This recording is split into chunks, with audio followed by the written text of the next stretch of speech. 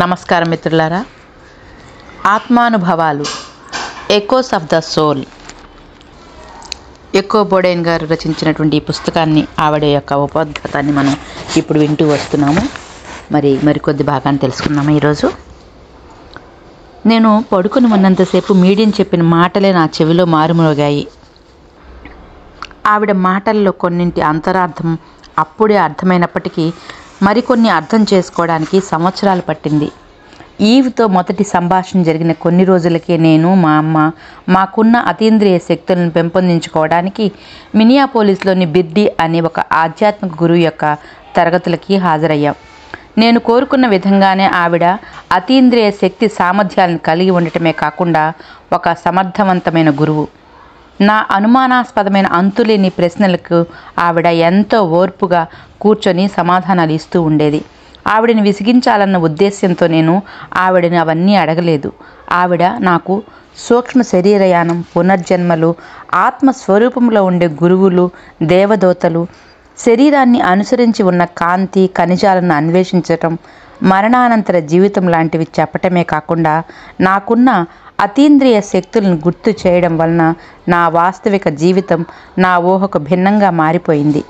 నా జీవితం నా స్నేహితుల జీవితానికి భిన్నంగా మారటం నాకు ఎంత మాత్రమూ నచ్చలేదు. అందరిలాగే నేను కూడా సహజమైన జీవితాన్ని గడపాలనుకున్నాను. నేను, మా అమ్మ ఎటువంటి పరిస్థితుల్లో ఉన్నామో బిర్డీకి అర్థమైంది. ఆవిడ మా సందేహాలు తీరుస్తూ, మా అతీంద్రియ శక్తులు దినదినాభివృద్ధి చెందేలా సహాయపడుతూ మాతోనే 2 సంవత్సరాలు ఉండిపోయింది. నేను నేర్చుకున్న విషయాలు నా మిత్రుల విషయంలో అనుభవంలోకి రాసాగాయి. శుభవార్తలను ముందుగా తెలుసుకున్నప్పుడు మాకు చాలా ఆహ్లాదంగా ఉండేది. క్లిష్టమైన, అవాంఛనీయమైన సంఘటన జరగబోతున్నాయని తెలుసుకున్నప్పుడు భయభ్రాంతులకి లోనయ్యేవాళ్ళం. మా దేవదూతల గురించి తెలుసుకోవటం, అతీంద్రియ శక్తులను పెంపొందించుకోవటంలో ఒకానొక భాగమే. కానీ అలా తెలుసుకోవటం ఒక పక్క ఉత్సాహాన్ని, ఇంకొక పక్క భయాన్ని కలిగించేది. ఒకానొక ప్రముఖమైన టీవీ కార్యక్రమంలో చూపినట్లుగానే టోపర్కి లాగా నా పక్కన కూడా ఎల్లప్పుడూ ఆత్మలు తిరుగుతూ ఉంటాయా అని ఊహించుకుంటూ ఉండేదాన్ని. టోపర్కి మరణించిన జార్జీ మరి మలిన్ కిర్బ్ అనే 2 స్నేహితులు తమ పక్కనే ఉంటూ తనకు మాత్రమే కనపడుతూ తనతో మాట్లాడుతూ ఉండేవారు. నా పక్కన కూడా జార్జీ మరి మలిన్ కిర్ లాంటి వారు ఉన్నారేమో అనిపించేది. బిర్డీ ఎల్లప్పుడూ మమ్మల్ని మా ఆత్మ రూపంలో ఉన్న గురువులను గురించి తెలుసుకోమని, వారు మాకు కనిపించినప్పటికీ వారితో మాట్లాడుతూ ఉండమని, వారితో స్నేహపూర్వకమైన బంధాన్ని ఏర్పరచుకోమని ప్రోత్సహిస్తూ ఉండేవారు. అంతేకాకుండా మా ఈ ఆధ్యాత్మిక జీవన ప్రయాణంలో ఎంతగానో వారు మాకు సహాయపడతారని చెప్పారు. నాకు చాలా భయం వేసింది. దేవదూతల గురించి తెలుసుకోవటం చాలా నిదానంగా జరిగే ప్రక్రియ. నేను లైట్ వేసుకునే పడుకునేదాన్ని. ఎందుకంటే నా సోదరుని దేవదూతలలాగా నా దేవదూతలు కూడా గాలిలో తేలుతూ ఉంటే నేను భయపడకుండా ఉండటానికి. నన్ను నిశ్శబ్దం చాలా భయానికి గురి చేసేది కనుక నేను ఎల్లప్పుడూ రేడియోని మ్రోగిస్తూ ఉండేదాన్ని. వాళ్ళు నాతో మాట్లాడటం మొదలు పెట్టేస్తారేమోనని నాకు చాలా గుబులుగా ఉండేది. అంతేకాకుండా వారి మాటలు ఎలాంటి శబ్దాలతో గోచరిస్తాయోనని ఆశ్చర్యంగా ఉండేది. నేను వంటగదిలో పనిచేసుకుంటున్నప్పుడు మొట్టమొదటిసారి నా దేవదూతల మాటలను విన్నాను. వారు ఒక సున్నితమైన స్వరంతో మాట్లాడారు. సరిగ్గా చెప్పాలంటే నాలోనే ఒక ఆలోచన మెదిలినట్లుగా అనిపించింది.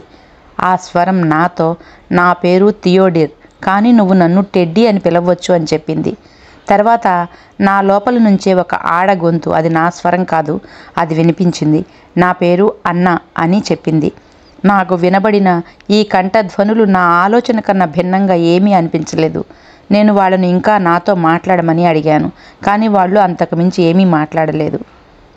కారణ శరీరంతో ఉండే గురువులు ఎక్కువ మాట్లాడరని, మనకు ఏ విషయం ఎంతవరకు అవసరమో అంతవరకే చెప్తారని బిర్డీ నాతో చెప్పారు. దేవదూతలు నాతో మాట్లాడడానికి ఇబ్బంది పడకూడదని అప్పటి నుంచి నేను ఇంట్లోనూ కారులో వెళ్ళేటప్పుడు రేడియోని మ్రోగించడం ఆపేశాను.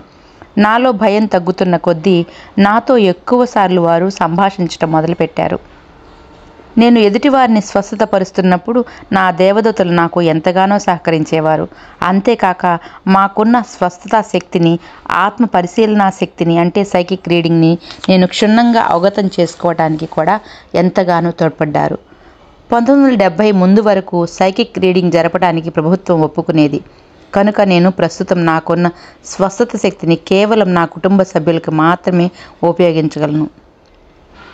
నేను స్వస్థత చేకూర్చే వ్యక్తుల మీద చేతులు ఎక్కడ ఉంచాలి, ఏం మాట్లాడాలి అన్న విషయంలో దేవదూతలు నాకు మార్గదర్శకత్వం చేస్తుండేవారు. అంతేకాక వారు నాకు కొన్ని పద్ధతులను, నైతిక విలువలను, నా పరిమితులను నాకు అర్థమయ్యేలా చెప్పేవారు. మరణం అంటే కేవలం స్వస్థత చెందటమేనని, అది ఆరంభమే కానీ అంతం కాదని నాకు అర్థమయ్యేలా తెలియచెప్పేవారు. మరణం అనేది సర్వసాధారణమైన విషయమని చెవిలో ఇల్లు కట్టుకొని చెబుతూ ఉండేవారు. కొన్ని సంవత్సరాలకు నా దేవదూతలు మారిపోయారు. నా పాత మార్గదర్శకులు వేరొకరికి సహాయపడటానికి వెళ్ళారు కనుక క్రొత్త మార్గదర్శకులు వారి స్థానాన్ని తీసుకున్నారు.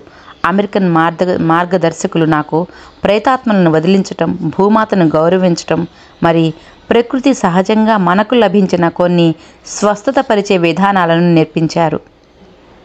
కొన్ని సందర్భాల్లో రోగికి క్లిష్టమైన స్వస్థత అవసరమైనప్పుడు అమెరికన్ మార్గదర్శకులు నా కార్యాలయంలోకి వచ్చి నా ద్వారా రోగికి స్వస్థత చేకూర్చేవారు. చాలాసార్లు జీసస్ నేను స్వస్థపరిచే చోటుకు వచ్చి నా ద్వారా స్వస్థత చేకూర్చేవారు.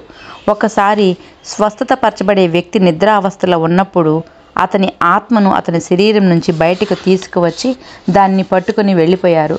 ఇదంతా నేను నా దివ్య దృష్టితో చూడగలిగాను. జీసస్ ఆ ఆత్మను ఓ నదిలో ముంచి చెడుని శుభ్రపరిచి మళ్ళీ ఆ ఆత్మను నిదానంగా తీసుకుని వచ్చి తిరిగి అతని శరీరంలోకి అమర్చారు. స్వస్థతపరచబడిన వ్యక్తికి మెలకువ వచ్చిన తర్వాత నాతో తనకి ఒక కల వచ్చిందని, ఆ కలలో జీసస్ తన్ను ఓ నదికి వద్దకు తీసుకువెళ్ళి తన పాపాలను ఉంచి పరిశుభ్రపరిచాడు అని చెప్పాడు. ఎప్పుడైతే అమెరికన్ మార్గదర్శకులు జీసస్ యాంగ్, ఓ పురాతన చైనీస్ వైద్యుడు, అతని పేరు యాంగ్, కొందరు దేవదూతలు నాతో కలిసి పనిచేస్తున్నారో అప్పుడు స్వస్థతపరచబడే వ్యక్తులు వారి యొక్క ఉనికిని సహజంగానే తెలుసుకోగలిగేవారు. 1983లో నా మార్గదర్శకులు ఆధ్యాత్మికంగా స్వస్థత చేకూర్చే పద్ధతుల మీద నేను ఒక సరళమైన పుస్తకం వ్రాయవలసి ఉందని వారు చెప్పారు. నాకు పుస్తకాలు వ్రాయటం తెలియదని చెప్పాను. పుస్తకం పూర్తయ్యే వరకు నాకు సహాయపడతామని అభయం ఇచ్చి నాతో ఆ పనిని పూర్తి చేయించారు. నా మొదటి పుస్తకం హ్యాండ్స్ దట్ హీల్ 1985లో ACS పబ్లికేషన్స్ ద్వారా ప్రచురితమైంది.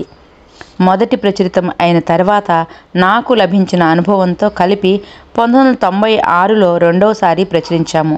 అంతు చిక్కని మానసిక సమస్యలే అన్ని శారీరక సమస్యలకి కారణమని తెలియజేస్తూ ఒక పుస్తకం వ్రాయవలసిన అవసరం ఉందని 1989లో నా మార్గదర్శకులు చెప్పారు. ఆ పుస్తకం ప్యాషన్ టు హీల్ పేరుతో నటరాజ్ పబ్లికేషన్స్ ద్వారా 1993లో ప్రచురించడం జరిగింది. అంతేకాక 1970లో నేను ప్రేతాత్మలను చూసే శక్తిని కూడా కలిగి ఉన్నానని తెలుసుకున్నాను. నా సోదరుడు మైకేల్కి కూడా ఆ శక్తి ఉండటం వల్ల 1980లో సోదరీ ప్రేతాత్మలను నిర్మూలించే జట్టుగా ఏర్పడి ఇళ్లల్లో ఎప్పటి నుంచో ఉంటున్న ప్రేతాత్మలను పారద్రోలుతూ కొన్ని సంవత్సరాలు గడిపాం. నేను ఎన్నో స్థానిక మరి జాతీయ టీవీ కార్యక్రమాల్లో, ఉదాహరణకు Sally Jessy Raphael, the other side, the unexplained, sightings and encounters, strange universe, looking బియాండ్లో ప్రసిద్ధి చెందాను. నా కుటుంబం అమెరికాలోని అతీంద్రియ శక్తులు కలిగి ఉన్న కుటుంబంగా ప్రఖ్యాతిగాంచింది. అతీంద్రియ శక్తి సామర్థ్యాలను కలిగి ఉండటం అదృష్టంగా భావిస్తున్నప్పటికీ నా జీవితాన్ని కొన్నిసార్లు భారంగా గడిపాను. అత్యద్భుతమైన మార్గదర్శకులు నాకు ఎన్నెన్నో నమ్మలేని విషయాలను నేర్పించారు. నేను 25 సంవత్సరాలకు పైగా ప్రాథమిక మరియు ఉత్తమ స్థాయిల్లో అతీంద్రియ శక్తులను పెంపొందించుకోవటం నేర్పించడమే కాకుండా ఆధ్యాత్మిక స్వస్థత అంటే సైకిక్ హీలింగ్ని ఎలా ఉపయోగించుకోవాలో కూడా బోధించారు.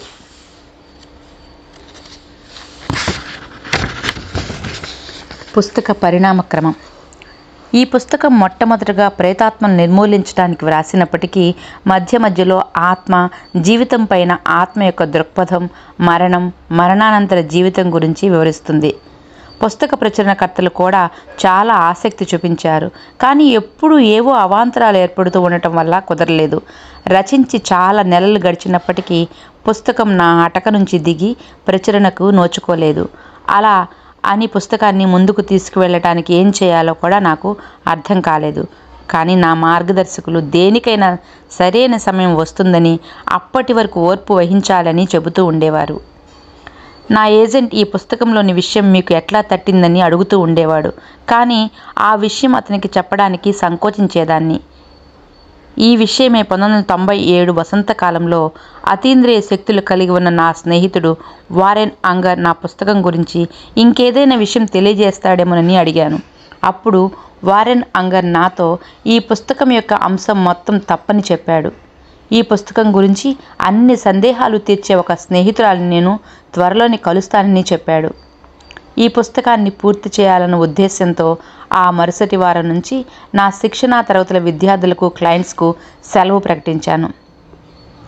ఈ పుస్తకాన్ని పూర్తి చేసే విషయంలో నేను పడిన మానసిక సంఘర్షణను తెలియజేసి వారికి ఏమైనా ఉన్నత లోకాల నుంచి ఏదైనా విషయాలు తెలిస్తే నాకు అందజేయమని నా విద్యార్థులని కోరాను.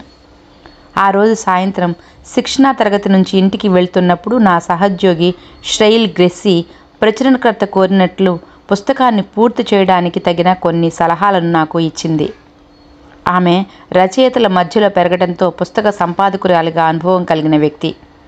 అక్కడక్కడ వివరణ లోపించిన విషయాలను అర్థవంతంగా మార్చగలిగే వ్యక్తి నా జీవితంలోనే ఉన్నారని వారెన్ నాతో అన్న మాటలు గుర్తొచ్చాయి.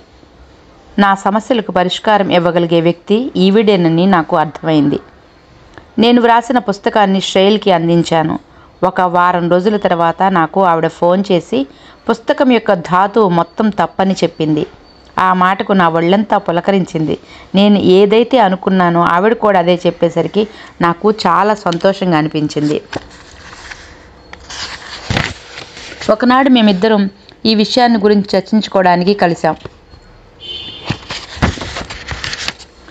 ఆవిడ నన్ను ఒక్కటే ప్రశ్నించారు. నేను ప్రేతాత్మల గురించి వివరించడం ముఖ్యమా లేక ఆత్మ గురించి వివరించడం ముఖ్యమా అని. అప్పుడు నేను ఆత్మ గురించిన వివరణే ముఖ్యమని, కానీ నా ద్వారా ప్రసారమయ్యే టీవీ కార్యక్రమాలు అన్నీ ప్రేతాత్మల మీదనే ఎక్కువగా ఉండటంతో ప్రజలు ఇలాంటి కథలని ఎక్కువగా చదవటానికి ఇష్టపడతారని అనుకున్నానని చెప్పాను. అప్పుడు ష్రెయిల్ నాతో ఈ పుస్తకం యొక్క దృష్టి ముఖ్యంగా ఆత్మ యొక్క పరిణామక్రమం గురించి ఉండాలని, ప్రేతాత్మ కథల గురించి కాదని చెప్పారు.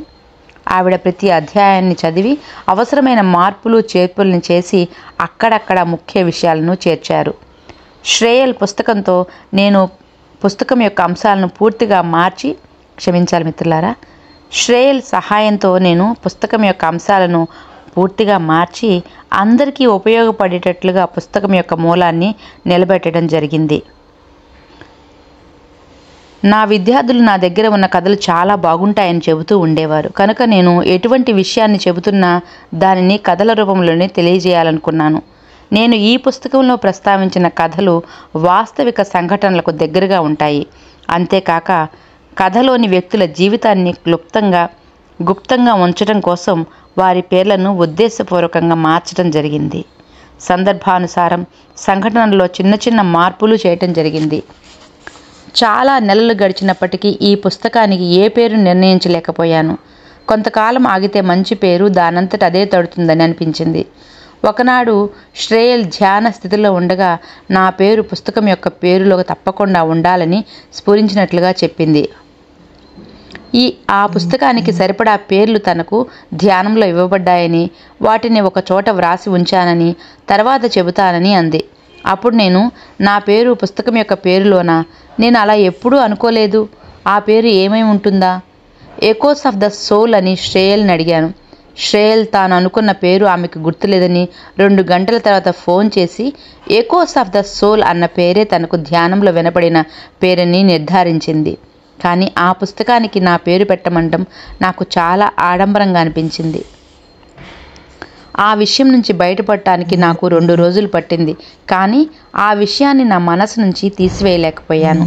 నా దేవదూతలు నన్ను నిఘంటువులో ఎకో అన్న పదానికి అర్థం చూడమని చెప్పారు. దానిలో ఆ పదానికి పునరావృతం, పునరాగమనాలు అనే అర్థం ఉన్నాయి. సరిగ్గా ఆత్మ చేసే పని కూడా అదే కదా. ఆత్మ పరిపక్వత పొందే వరకు జన్మలు ఎత్తుతూ అనుభవం మీద అనుభవం గ్రహిస్తూ ఉంటుంది. ఈ పుస్తకం ప్రారంభం నుంచి ముగింపు వరకు ఆత్మ యొక్క పరిణామక్రమం వివరించబడింది. మనలో చాలామందికి ఉండే ప్రశ్నలకు ఇది సమాధానం ఇస్తుంది. అసలు శరీరంలోకి ఆత్మ ఎప్పుడు ప్రవేశిస్తుంది? ఆత్మ భూమి మీద జన్మించటం వల్ల ఎటువంటి అనుభూతిని పొందుతుంది? భూమి మీద జన్మించినప్పుడు ఆత్మ యొక్క ప్రవర్తన ఎలా ఉంటుంది? భౌతిక మరణం పట్ల ఆత్మ ఎటువంటి దృక్పథాన్ని కలిగి ఉంటుంది? భౌతిక మరణం తర్వాత ఆత్మ ఎక్కడికి వెళ్తుంది? భౌతిక మరణానంతరం ఆత్మ యొక్క జీవితం ఎలా ఉంటుంది? పునర్జన్మ అనేది ఉందా? అంటే ఏమిటి? పునర్జన్మ పట్ల ఆత్మ దృక్పథం ఏమిటి? మనం కేవలం భౌతిక శరీరం మాత్రమే కాదు, ఈ శరీరం కన్నా మనం ఎంతో ఉన్నతమైన వాళ్ళం. ఈ పుస్తకం చదవటం పూర్తయిన తర్వాత తన పట్ల, ఇతరుల పట్ల ప్రేమ, గౌరవం, అవగాహన మీకు కలుగుతాయని నేను మనస్ఫూర్తిగా నమ్ముతున్నాను. మిత్రులారా, ఈరోజు ఇక్కడితో ముగిస్తున్నాను. మరల రేపు మొదటి అధ్యాయంలోకి అడుగు పెడదాము. ఆత్మ అనే అధ్యాయంలోకి రేపు అడుగు పెడదాం.